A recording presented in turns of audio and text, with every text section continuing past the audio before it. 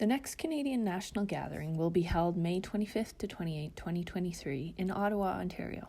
The gathering will focus on themes of reconciliation and belonging inspired by the Hearts Exchange program. Senior leaders join us to talk about why this theme is important for the church today.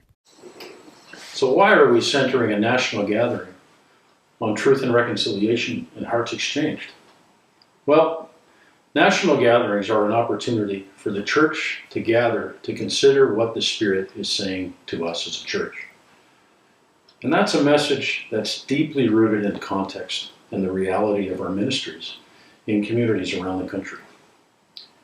For the last decade and a half, there's been a sacred message from Indigenous people and communities in Canada that right relationships, that reconciliation, that healing from the trauma of colonialism and residential schools is critical. And that, friends, is a message that has significant truths for the church to wrestle with. So for us to come together, to hear from Indigenous people about what it is to know and experience God, and what it is to know and experience God in full cultural context, is a beautiful opportunity. It's also essential to the integrity of our ministry as the church. The church should consider reconciliation in the first place because of the various things that have happened over time to Indigenous people. And there's been wounding. And so in order to address that, that needs to be healed. Because part of belonging is being fully accepted for who you are. And some of the wounding has been because of rejection of Indigenous people, language, culture, styles of music, ways of praying, and being in community. Because that was rejected, that needs to be accepted so that people can be come into the church in a way that they feel accepted for who they are. One of the things that has come as a result of reconciliation and the church thinking about that has been the invitation to Indigenous people or them going out into Indigenous communities and making connections to Indigenous people, because that's a part of building relationships. My own father built relationships with Mennonite folk over lunch.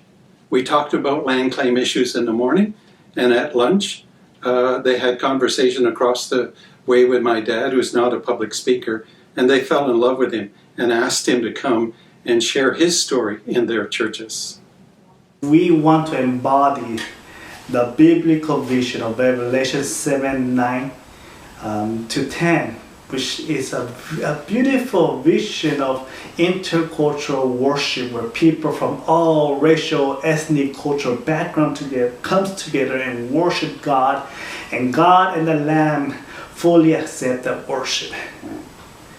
It is a beautiful vision, and we need to embody that. But that embodiment and practices do not come natural. Our default mode is to be ethnocentric, to go along with people we are familiar with, people who we like to hang out. But at this gathering, we will make an intentional effort and train ourselves and invite each other to do this intentional work of creating space and a place where all people can feel belong. Belonging is a work that we all have to do. And the work of reconciliation is also a precious and important calling that God has given to all disciples of Christ. You are called to be part of the ministry of reconciliation. So come and let us learn what it means to be the ambassador of reconciliation.